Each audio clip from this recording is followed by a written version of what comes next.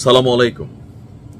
আমি ক্ষুদ্র মানুষ, তারপরেও মোটামুটি ৬-৭ বছর হয়ে যাবে যে কন্টেন্ট তৈরি করছি বা বাংলাদেশের বিভিন্ন বিষয়ে আপনাদের সাথে কথা বলি, মন্তব্য শেয়ার করি বা আপনাদের মতামত জানতে চাই। আর যতটুকু পারি অবজারভেশন করি, বিভিন্ন জায়গা থেকে তথ্যপাত্য আসে। তো সকল কিছু মিলিয়ে গেল কয়েকদিন যাবৎ বাংলাদেশ সেনাবাহিনীকে নিয়ে যা ঘটছে, বিশেষ করে গতকালকে পিনাকিদা তিনি গভীর রাতে যেটা সৃষ্টি করতে চাইছিলেন ক্যান্টনমেন্টে এমনকি রাজপথে, সেটা টোটালি ব্যর্থ হয়েছে। এখন এই যে হুট করে কেন সেনাবাহিনীর একটা অংশ ৪৬ ডিভিশন যারা আছেন তাদের অস্বাভাবিক মুভমেন্ট ছিল, এগুলা কিন্তু আমরা সব পিনাকিদার কাছ থেকে শুনছি। এগুলার সপক্ষে কোনো এভিডেন্স যে এপিসি নিয়ে যে মুভমেন্টের কথা ছিল, যে অনেকগুলো এপিসি প্লাস এত হাজার সৈন্যের অস্বাভাবিক মুভমেন্ট তিনি পরবর্তী সময় স্ট্যাটাস দিয়েছিলেন, এগুলোর কিন্তু আসলে আইকনিক কোনো এভিডেন্স নাই বা কোনো ফটো অথবা ভিডিও ফুটেজ নেই। তো এখন পিনাকিদার যারা অন্ধভক্ত আছেন তারা একভাবে দেখছেন, আর যারা নর্মালি একটু ব্রেইন ব্যবহার করেন তারা আরেকভাবে দেখছেন। এখন দেখেন, এই মুহূর্তে সেনাবাহিনীর অভ্যন্তরে যেই বিভেদ অথবা যেই ধরেন দুইটা গ্রুপিং করার চেষ্টা চলছে, আমার কাছে মনে হচ্ছে গত ৫ই আগস্টের পর থেকে এই কাজটা চলছে। আর এই সবকিছুর মধ্যে সেনাপ্রধান জেনারেল ওয়াকারুজ্জামান, ওনাকে কানেক্ট করা ট্রাই করা হয় বিভিন্ন সময়, এমনকি ওনার সমর্থক হিসেবে সেনাবাহিনীর যে সকল ঊর্ধ্বতন অফিসাররা আছেন সেটাকেও কানেক্ট করে দীর্ঘদিন চেষ্টা করছে। এটাতে যখন হয় নাই, তারপরে যখন আন্তর্জাতিক অপরাধ ট্রাইব্যুনাল কর্তৃক ২৫ জন সেনা কর্মকর্তার নাম আসলো, তো তাদের বিচার করতে দিবে না সেনাবাহিনী বলে একটা ন্যারেটিভ কিন্তু পিনাকিদা তৈরি করে ফেলছিল। বাট পরক্ষণেই যখন গতকালকে আমাদের সেনাবাহিনীর পক্ষ থেকে প্রেস ব্রিফিং আসলো, তখন দেখলাম যে তারা বলছে জাস্টিসের সাথে কোনো কম্প্রোমাইজ হবে না। জাস্টিস তারাও চায়, ইভেন যারা আছে অপরাধী, যারা চাকরিরত আছে তাদেরকে সেনা আইনে বিচার করা, আর যারা চাকরি থেকে সরে গেছে বা অবসরপ্রাপ্ত হয়ে গেছেন তারা হয়তো বাংলাদেশের প্রচলিত আইনে তাদের বিচার হতে পারে। সেনাবাহিনী কিন্তু এখানে কোনোটাতে না করে নাই। এখন ধরুন এই যে গতকালকে রাতে মানুষকে রাজপথে নামানোর যে চেষ্টা, পিনাকির ডাকে আর কেউ কিন্তু মাঠে নামে নাই, নামছে। পিনাকিদার একটু বোঝা উচিত, উনি যথেষ্ট প্রজ্ঞাবান, জ্ঞানী, কিন্তু আম মানুষের কাছে এখন একটা মেসেজ কিন্তু ক্রিয়েট হয়ে গেছে, কোনটা, যে তিনি হাত ধুইয়া সেনাবাহিনীর পিছনে এক ধরনের তিনি লেগেছেন। এক এক সময় এক একটা কথাবার্তা বলে জনগণ এবং সেনাবাহিনীর মধ্যে একটা দূরত্ব, সরকার এবং সেনাবাহিনীর মধ্যে একটা ক্ল্যাশ ক্রিয়েট করা, অথবা সেনাবাহিনীর ভেতরেই দুইটা গ্রুপিং তৈরি করার আপ্রাণ চেষ্টা করে যাচ্ছেন পিনাকিদা এবং ওনার যারা কোরাম আছেন। সম্ভবত আমজনতার কাছে কিন্তু এই পারসেপশনটা এক অংশে ক্রিয়েট হয়ে গেছে। ইভেন ওনাকে নিয়ে গতকালকে যে পরিমাণ ট্রল করা হয়েছে, এত ট্রল পিনাকি সম্ভবত আর পায় নাই দাদা। এখন এটাতে আসলে প্রফিটটা কি হবে? কেউ কেউ বলছেন যে আগামী ফেব্রুয়ারিতে নির্বাচন পিনাকিদারা চায় না। ইভেন দেশি বিদেশি যারা দেশের মধ্যেও নির্বাচন না হলে যাদের জন্য লাভজনক, তো তারা নির্বাচনটাকে আটকানোর অনেক চেষ্টা করতেছে। এখন ডক্টর মোহাম্মদ ইউনূসের যে কঠোর সিদ্ধান্ত, চাহে কুছ ভি হোক, ঝুঁকেগা নেহি সালা, নির্বাচন হবেই হবে, ফেব্রুয়ারিতে নির্বাচন দিবেন। এখন ফেব্রুয়ারিতে নির্বাচন হয়ে গেলে যখন কোনো রাজনৈতিক সরকার আসবে, যদি জামাত আসে তাহলে পিনাকিদা জামাতকে না চাইতে পারবেন, এটাও প্রমাণিত। কারণ জামাতের যারা কর্মী সমর্থক আছেন অনেকে বলেন যে পিনাকিদা হচ্ছে মাস্টার মাইন্ড। কেন?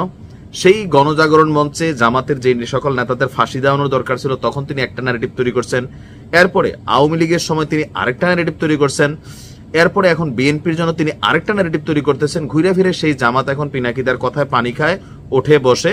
আর আলেমদের একাংশ ওনার বিভিন্ন রকম সুবহানাল্লাহ, আলহামদুলিল্লাহ, আল্লাহু আকবার বা বিভিন্ন রকম ইসলামিক বক্তব্যের কারণে অনেক আলেমরাও মনে করে নিছে যে তিনি তাদের অলিখিত গার্জিয়ান। আর এখান থেকে তিনি ডাক দিলে জিয়াফত খাওয়ার জন্য অনেককে কিন্তু আমরা মাঠে দেখতে পাই। তো এই যে একটা কমিউনিটি বেস ওনার আছে, এই বেসটা তিনি আসলে ব্যবহার করতে চান। গতকালকেও চেষ্টা করছেন, কাজে দেয় নাই। যে সেনাবাহিনীর মধ্যে একটা ক্ল্যাশ হোক, এখানে যারা সেনাবাহিনীর ঊর্ধ্বতন কর্মকর্তারা আছেন, সেনাবাহিনীতে কিন্তু একটা চেইন অফ কমান্ড চলে। তো সেই চেইন অফ কমান্ডে যদি কোনো রকম বিভ্রান্তি তৈরি হয় তাহলে ভিতরে কু হবে। আর কু হওয়া মানে হচ্ছে এই মুহূর্তে দেশে নির্বাচন হবে না। কারণ আগামী নির্বাচনে সেনাবাহিনীর যেই সাপোর্টিং সরকারের দরকার সর্বোচ্চ লেভেলে, কিন্তু সেনাবাহিনী ছাড়া এই দেশে নির্বাচন হবে না, এটা মাথায় রেখেন। আর যার কারণে আপনি দেখেন ডক্টর ইউনূসের পক্ষ থেকে আজকে আবার একটা বক্তব্য আসছে। আমি তো দিছিলাম যে ডক্টর ইউনূস বলছিলেন নতুন করে আর কোনো সেনা কর্মকর্তাকে গ্রেপ্তার করা হবে না, কারণ একটা বিভ্রান্তি গুজব ছড়াইছিল যে অনেকের নাম হবে, জেনারেল ওয়াকারুজ্জামান ফাঁসিতে ঝুলবেন, তার বিরুদ্ধে মামলা হবে, তাকে গ্রেপ্তার করা হবে। এই যে একটা ন্যারেটিভ দাদা তৈরি করছেন বা ওনার যারা কোড়াম আছেন, এটার বিপরীতে কিন্তু সরকার শক্ত। আপনি দেখেন এত কিছুর পরেও পিনাকিদা, সাংবাদিক ইলিয়াস, কনক সরোয়ার, এদেরকে কিন্তু এই সরকার বা ডক্টর ইউনূস কোনোভাবেই, আবার ইদানিং সময় দেখেন এনসিপি কিন্তু তাদেরকে পাত্তা দিচ্ছে না। কোথাও না কোথাও অনেক মানুষের কাছে মনে হয় যে দেশটাকে এই মুহূর্তে যেভাবে স্বস্তিতে রাখা যেত একটা সুন্দর নির্বাচনের মাধ্যমে, চাঁদাবাজি হচ্ছে, এগুলো নিয়ে কথা বলা দরকার, তারা কথা বলতেছেন। অসংখ্য ধন্যবাদ। সাংবাদিক ইলিয়াস একটা ডকুমেন্টারি করছেন চুয়াডাঙ্গা নিয়ে, এরকম আমি চাই 64 জেলা নিয়ে 64টা প্রতিবেদন হোক, এগুলো মানুষের কাছে গ্রহণযোগ্য। আবার যেই দল করে তারা মারা খাবে ভাই, এটা তো সমস্যা নেই, কিন্তু সেনাবাহিনী বা আমাদের যে সশস্ত্র বাহিনীগুলো আছে এগুলোর মধ্যে কোনো ধরনের ঝামেলা যদি তৈরি হয় এই গুরুত্বপূর্ণ সময়ে, যখন নির্বাচন ঠিক দ্বার প্রান্তে, তো এটাতে ক্ষতি হবে কার? দেশের সেনাবাহিনীর ক্ষতি হবে এই নির্বাচন। তো দাদা কি পাবেন? বিপ্লবী সরকার, ইনকিলাব জিন্দাবাদ, রক্তের নদী তিনি বওয়াই দিবেন। ওই যে আমি বরাবরই বলি, আমাদের দেশের নেতারা বলে রক্ত যখন দিয়েছি রক্ত আরো দেবো, এমনকি নিজেরটা দেবো না পাবলিকেরটা দেবো, রক্তের বন্যায় ভেসে যাবে অন্যায়। কার রক্ত বাবা? কে দিবে? আমজনতা সবসময় মারা খায়, আর ওই যে 2-4 জন আমরা মনে করেন গাছে উঠে যাই, তারপরে এই জনতারে ভাইজা ভাইজা খাই। এই খেলা আমজনতা আসলে এখনো বোঝে না। বাঙালি জাতি হিসাবে আমরা অশিক্ষিত, মূর্খ, গান্ডু, মানে ওই উস্তাদ যা বলে, পীর যা বলে, ফলোয়াররা তা মানতে আমরা সবসময় রাজি। আপনি দেখেন এই দেশে এত পীর কেন? ল্যাংটা বাবা, এই বাবা, সেই বাবা, একটাই কারণ, পীর যা বলে, উস্তাদ যা বলে, রাজনৈতিক নেতা যা বলে, অনেক ক্ষেত্রে মার্কাও বড় না, দলও বড় না, লোকাল অনেক কর্মী আছে, ধানের শীষের কর্মী, নৌকার কর্মী বা কোনো দলের কর্মী, কিন্তু বস যখন মার্কা না পায় তখন সে বাবা, বস যদি আনারস হয় সে আনারস হয়ে যায়। তার মানে তার ভিতরে নেতৃত্বের বা ভক্তির জায়গাটা কিন্তু নেতা, এটা আছে জাতির মধ্যে, যার কারণে আমরা অনেক সংগ্রামে হয়তো সফলতা পাইছি সামহাউ। কিন্তু এই মুহূর্তে আমার কাছে মনে হয় সেনাবাহিনীকে নিয়ে পিনাকিদার উচিত বা যারা আছেন তাদের উচিত পাবলিকলি একটা নেগেটিভ ন্যারেটিভ তৈরি না করা।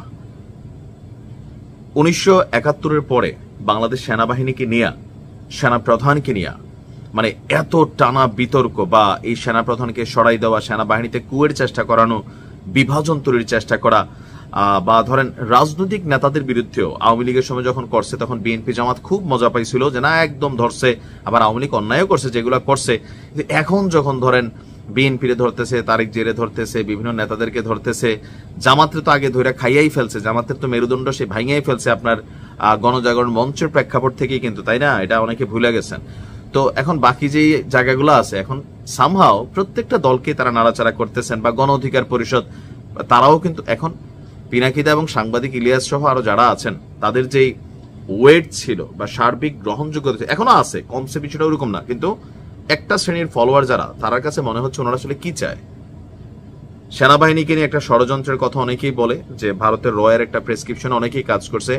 এখন যারা দিনরাত র বলতেছি তারা নিজেরাই কি আসলে রয়ের সাথে কানেক্টেড কিনা, এটাও তো একটা প্রশ্ন মাঝে মাঝে চলে আসছে। দেখেন আমি ক্ষুদ্র মানুষ, কিন্তু আমার প্রশ্নগুলা, আমার কথাগুলা ভক্তির বাহিরে গিয়া বিবেক দিয়ে চিন্তা করবেন। ভালো থাকবেন।